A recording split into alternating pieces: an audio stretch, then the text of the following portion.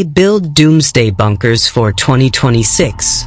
This is how the world will end. The first time I heard someone mention a 2026 bunker, I was standing in line at a coffee shop. Two men were ahead of me at the counter.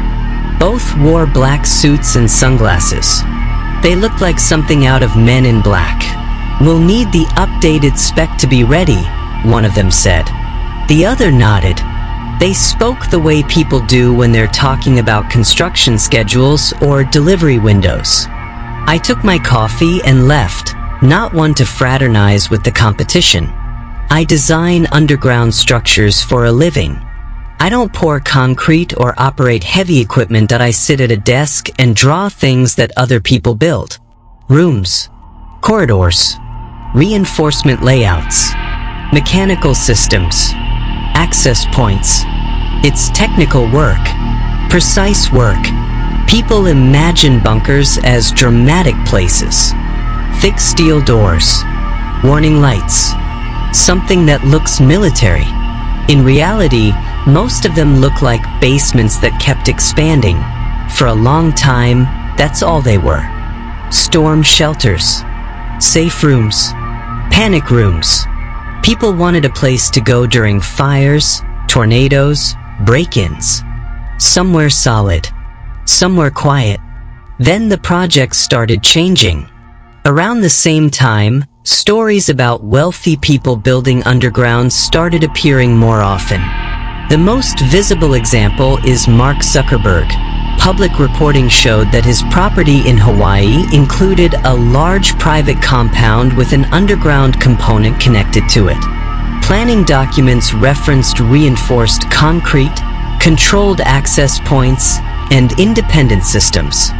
When reporters asked about it, he described it as a storm shelter. Just being prepared. Most people accepted that and moved on. In my line of work, no one did. Because the scale of that project wasn't subtle. It wasn't the kind of thing you add as an afterthought. Zuckerberg wasn't the only one. Sam Altman has talked publicly about preparing for worst-case scenarios. In interviews, he's mentioned having a reinforced basement and personal contingency plans. He hasn't framed it as fear. He's framed it as planning. Jeff Bezos doesn't talk about it much at all, but reporting around his properties has described estates designed for isolation, privacy, and self-sufficiency. The language is always careful, secure, private, hardened. No one uses the word bunker. Then there are the cases that don't make headlines. I've heard stories from contractors and consultants about wealthy buyers purchasing large parcels of land in remote areas. Not vacation homes, not ranches, just land. In New Zealand, there have been publicly documented cases of foreign buyers attempting to build underground structures under agricultural or storage permits. From the surface, the properties looked ordinary. Underground, the plans were extensive. In the Midwest, former government missile silos were sold decades ago. Some were converted into private underground residences. One widely reported example was rebuilt into a multi-level structure with thick concrete walls, internal power systems, water storage, and controlled access between floors. Public coverage focused on luxury features. The engineering documents focused on survivability. In Europe, there are underground residences built into hillsides and mountains, marketed quietly to private buyers. They're described as secure homes. The layouts resemble high-end residences. The supporting systems are complex and redundant. I've worked on projects like these. At first, the jobs were familiar. Storm shelters, reinforced basements, rooms hidden behind false walls. Clients always had a reason ready. Fires, unrest, natural disasters, pandemics. The reasons didn't affect the drawings. Over time, the requests changed. The rooms went deeper. The walls got thicker. The budgets stopped being discussed. Clients stopped asking how long construction would take and started asking when it would be finished. Why then? I was working for a specialty firm. They didn't advertise. You found them through referrals. Their portfolio was fences, gates, hardened structures, and buildings designed to keep people out. They brought me on as a consultant, drafting and review work. Nothing sensitive, they said. The first project I handled for them was labeled a secure storage unit. It had redundant power, filtered air, and a sealed internal room with no windows. The second project followed the same layout. The third did too. Different states, different climates, different clients. The similarities were noticeable. Terminology shifted as well. Clients stopped calling them shelters. They called them units. Unit, lower unit, core unit, service unit. The firm adopted the language without comment. Dates started appearing in internal documents. Operational readiness. Post-2026 access limitations. 2026 rated systems. When I asked what that meant, I was told it was part of a new standard. No one explained exactly what that standard was. I kept working. In this field, you're paid to draw what's requested and make sure it meets requirements. Context isn't necessary to do the job. Then one night, a revised set of drawings came through. They were marked urgent, redlined, highlighted. The basic structure hadn't changed, but several systems had been adjusted. Routes altered, layers added, components swapped out. A single note was attached. Apply updates to all 2026 builds. Do not discuss changes unless asked. There was no signature. After that, I started comparing projects more carefully. Different firms, similar layouts, similar timelines. Certain features appeared more often. Others disappeared. When I asked questions, the answers were vague or deflected. When I asked one client what he planned to store in a sealed internal room, he said it was equipment. When I asked what kind, he said it wasn't something I needed to know. I started reviewing older plans. Early projects looked simpler. Newer ones included additional systems, additional contingencies, additional layers. Nothing in the documents explained why. That was consistent. But I build what I'm asked to build. And more, what I'm being asked to design looks less like a precaution and more like an expectation. The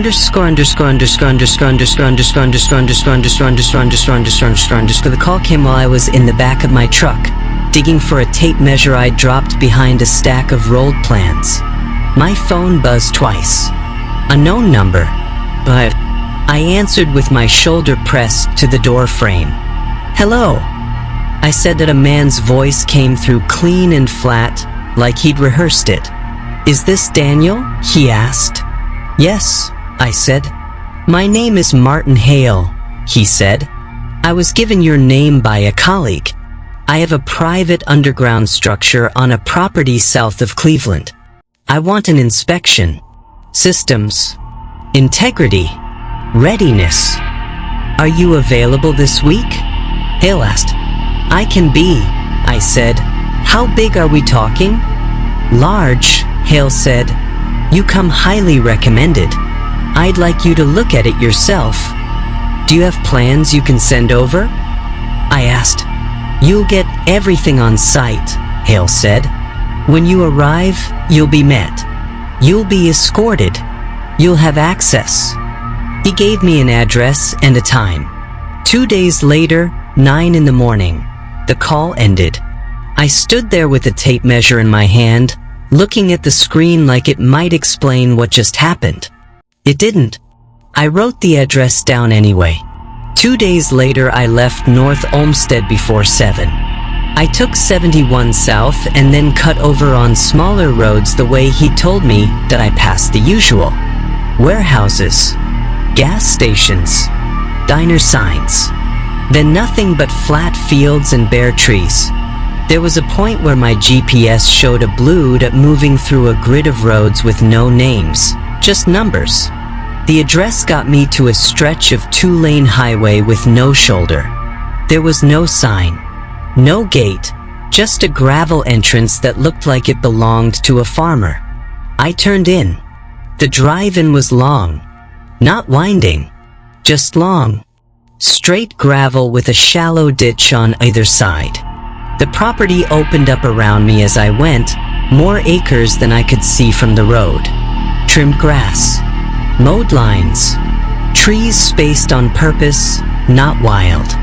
I saw the house after a minute. Modern, not huge, but expensive in a quiet way. No decorative stone.no columns. Nothing that said mansion. I parked near a detached garage. A man was waiting by the front steps. Suit jacket, white shirt, no tie. Hands clasped in front of him like he'd been standing there longer than necessary. He walked down to meet me. "Daniel," he said. "That's me," I said. Martin Hale shook my hand once and let go.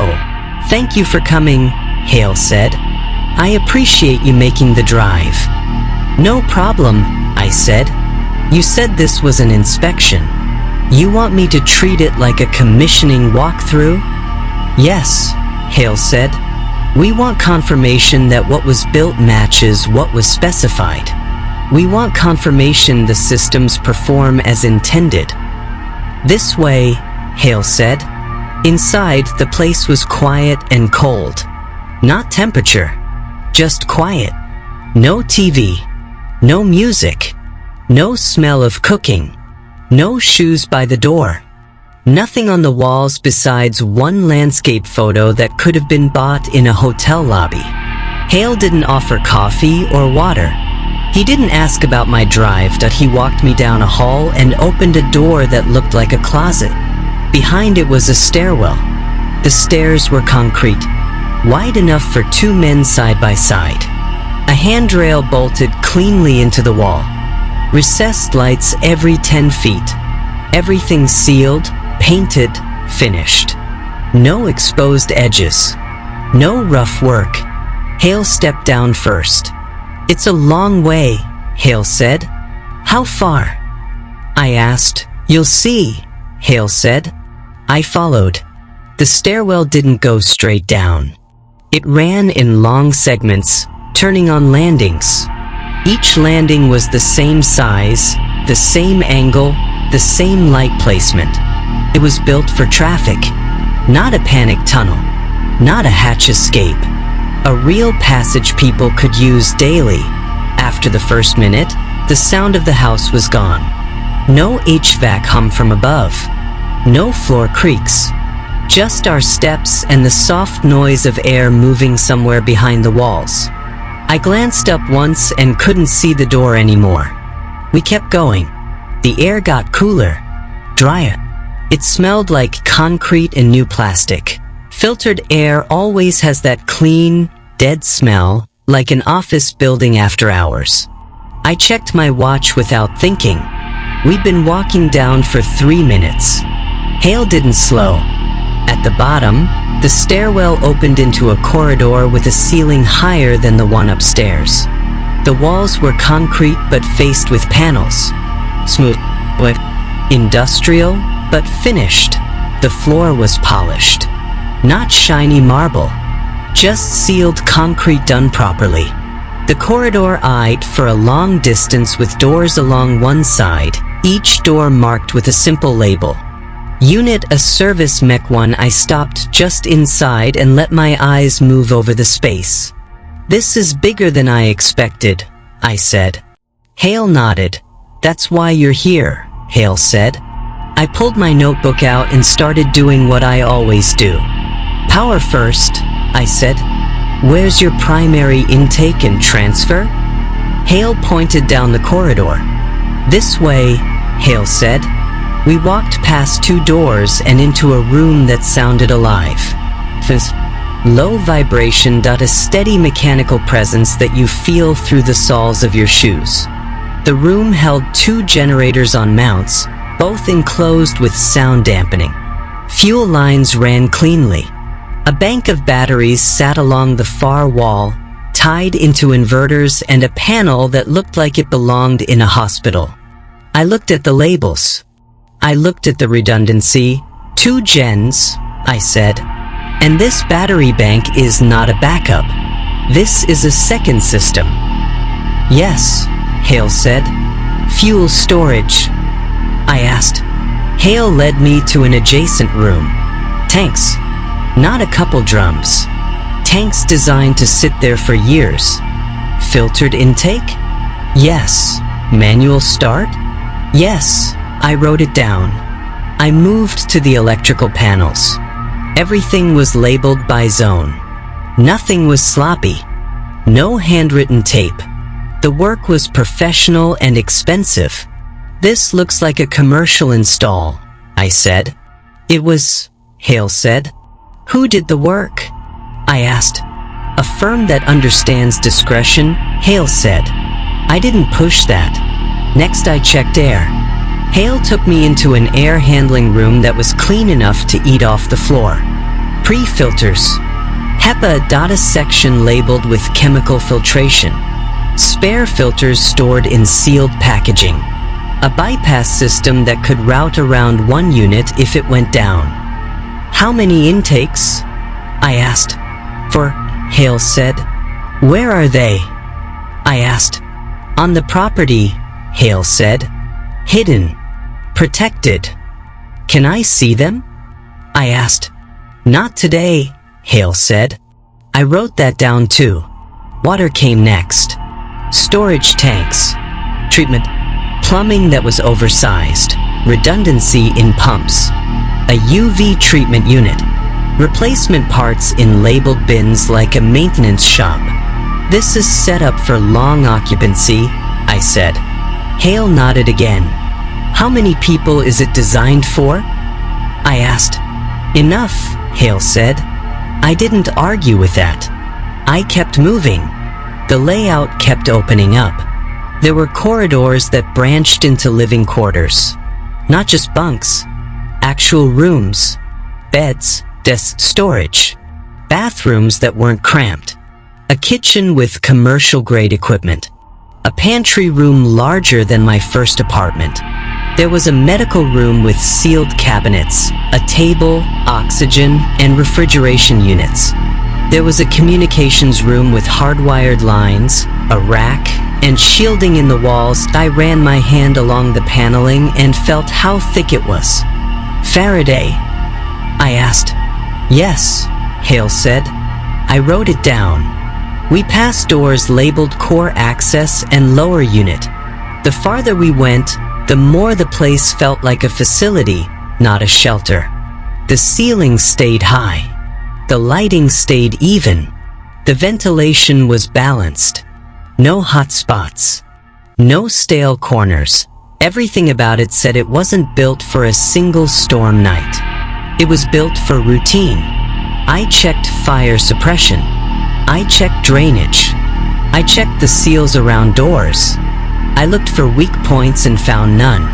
At one point I stopped and looked at Hale. How long has this been in use? I asked.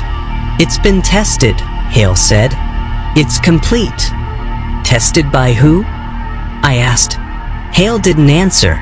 He checked his watch and looked back down the corridor. I have something to take care of upstairs, Hale said. I'll leave you to finish your inspection. He reached into his jacket and handed me a thin access card.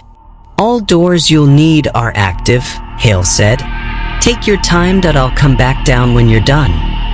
I nodded. Hale turned and walked away toward the stairwell. His footsteps carried for a while and then blended into the background noise of the bunker. I stood there for a moment, completely alone in this massive underground space. I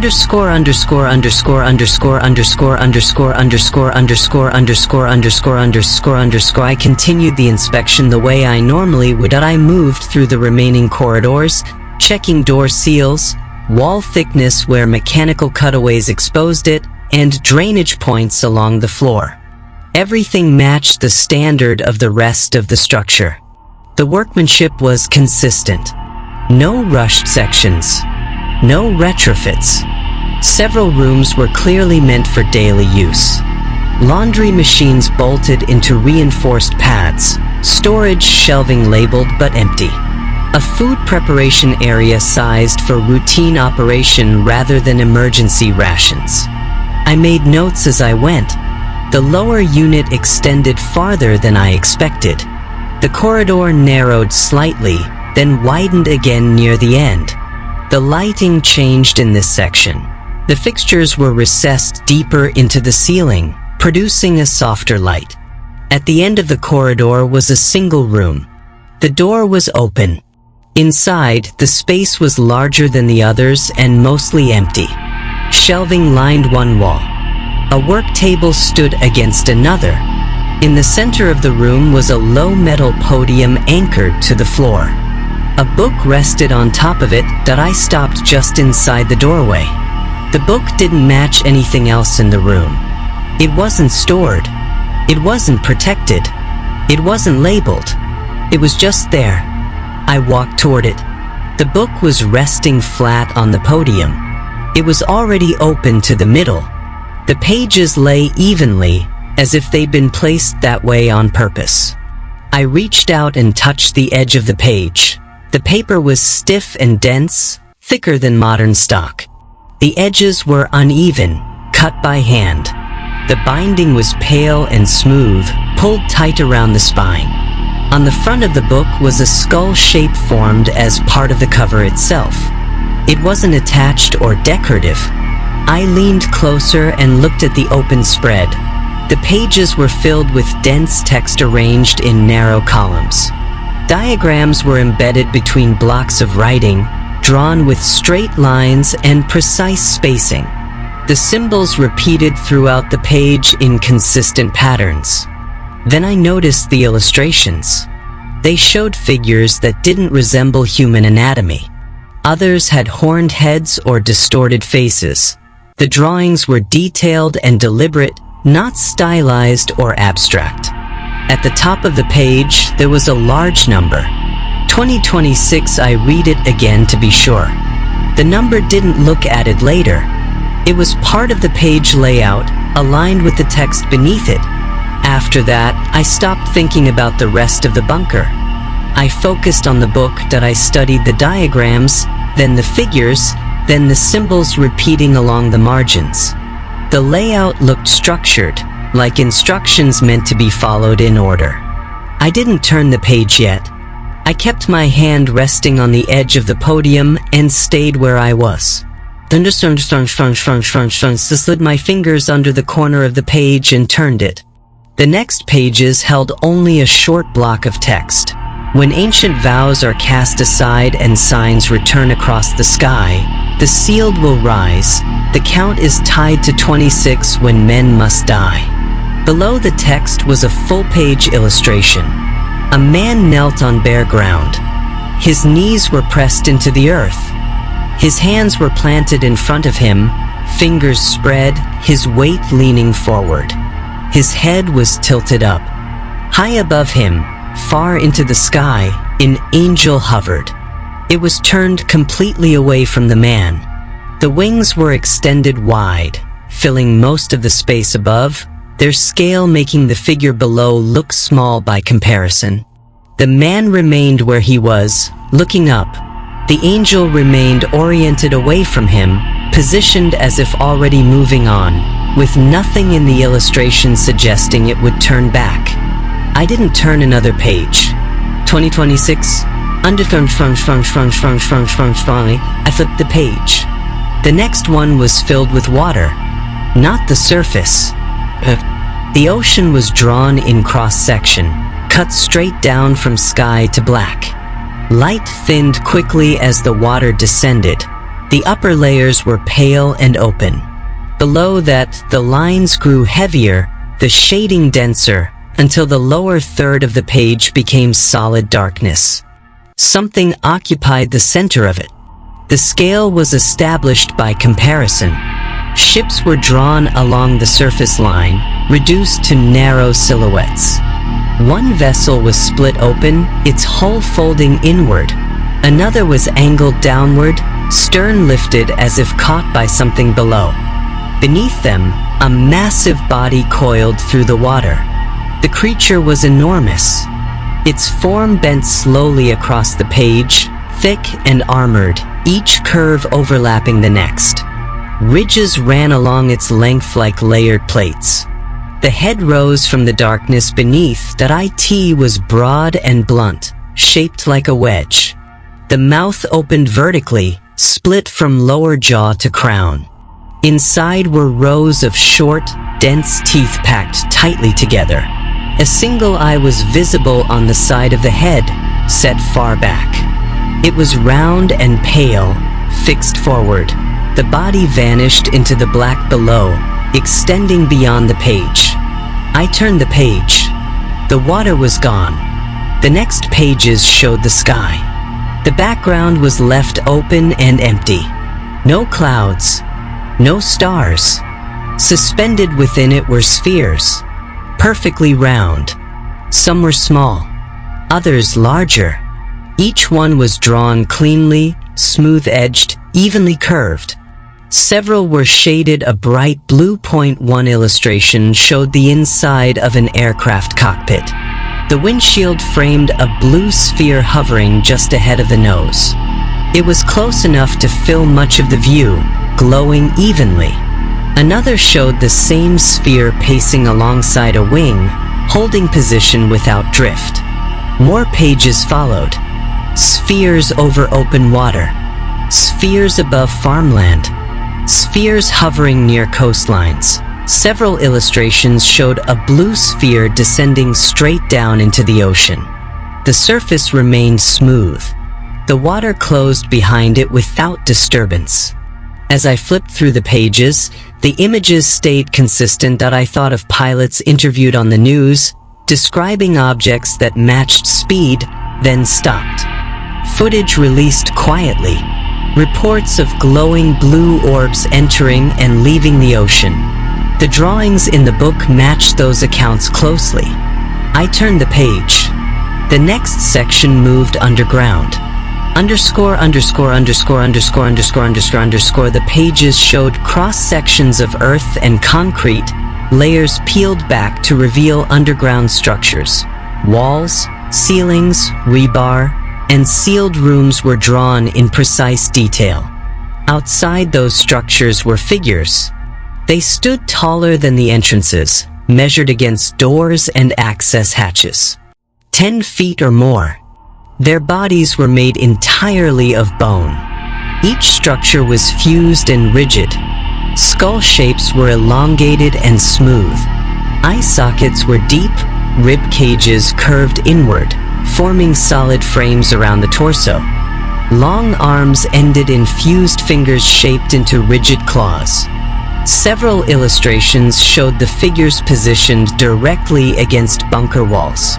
In one, a clawed hand pressed flat against reinforced concrete.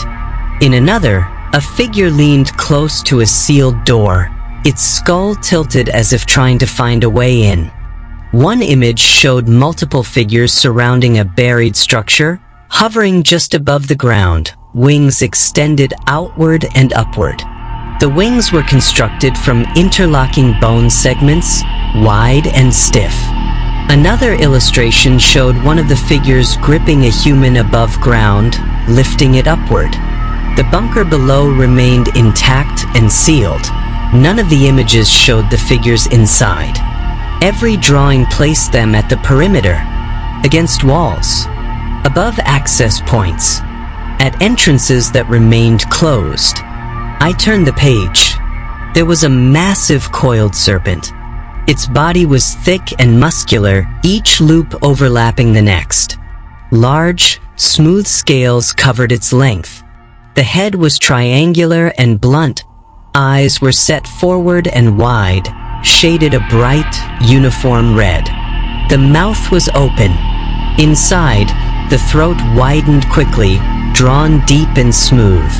One illustration showed a human figure halfway inside, legs still visible, arms pinned tight by the coils.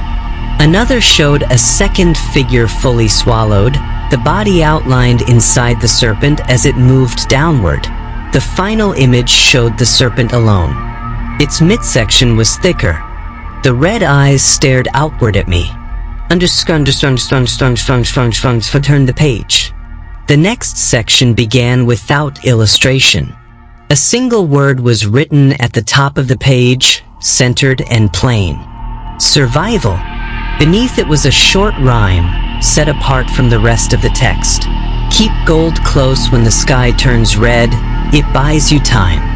It buys the dead. Silver shines for blood and bone. If you strike alone. I read it once and stayed where I was. Gold to bargain. Silver to kill. I thought about the price charts I'd seen lately, the ones that kept showing up whether I looked for them or not. Gold climbing steadily, silver moving harder, faster, spiking in ways it hadn't in years. The explanations were always the same. Inflation, the central banks, market fear. Those reasons had always been enough before. A few days earlier, a video had started playing while I was working. Someone talking about gold and silver again. He'd been saying the same things for years, but this time he was right. Talking about physical metal. About shortages that I remembered scrolling past it without much thought. Standing there, looking at that page, I wondered how many people out there already knew what was coming. I thought about the bunkers I'd worked on. The ones that went deeper every year. The ones with storage rooms left empty on purpose. Shelving waiting to be filled with something specific that I thought about how many clients had stopped asking why and started asking how soon. Was this why prices were climbing the way they were? Not because of debt ceilings or inflation reports, but because a small number of people knew there was something much worse coming. I closed the book and let it rest on the podium. The room didn't change. The bunker was the same as before. Nothing in the concrete or steel reacted to what I'd just read. That mattered, because as convincing as the pages had been, as precise as the drawings were, this was still a book. Some weird book. It wasn't evidence. It wasn't data. It wasn't proof. People had written convincing things before. Prophecies. Predictions. End-of-the-world timelines that never came true were still here. This was ridiculous. It had to be. A book couldn't explain markets. It couldn't explain military sightings or ocean footage or why people with money were suddenly building downward instead of outward. That IT couldn't explain why the images felt so specific. I told myself it wasn't real. That it couldn't be. Even as I stood there, part of me resisted the thought, not because I believed it, but because something about it felt precise in a way lies usually aren't. The pages didn't feel written to convince anyone. They felt written to record something. I shook my head slightly and turned away from the podium. You've read it. The voice came from behind me. I turned. The man in the suit stood a few steps away, hands folded in front of him, the same way he'd been when I arrived. I'm sorry, I said immediately. It was open, and I didn't mean to. No, he said. It's all right. He didn't sound upset. He didn't sound surprised. I wanted you to, he said. He looked past me at the podium, then back at my face. You've seen what's coming, he said. You mean the story? I said. The book? I read a few pages. Yet it's creepy, but I gestured back toward the podium. It's a book, I continued. That's all it is. He didn't interrupt me. He didn't raise his voice. He just waited until I ran out of words. Come with me, he said. I want to show you something. He turned before I could answer. We didn't take the main corridors. He led me through a service passage I hadn't checked yet, narrower than the others, the ceiling lower, the lighting spaced farther apart. We went down another set of stairs. This level wasn't finished the same way as the rest of the bunker. The walls were raw concrete. No panels. No paint. The floor was bare. The sound of our steps carried farther. At the end of the corridor was a single door. Steel. Thick. Reinforced. A small window set into it at eye level, covered by heavy glass. He stopped beside it. "I'm going to open the shutter," he said. I wouldn't look for long. He slid a panel aside.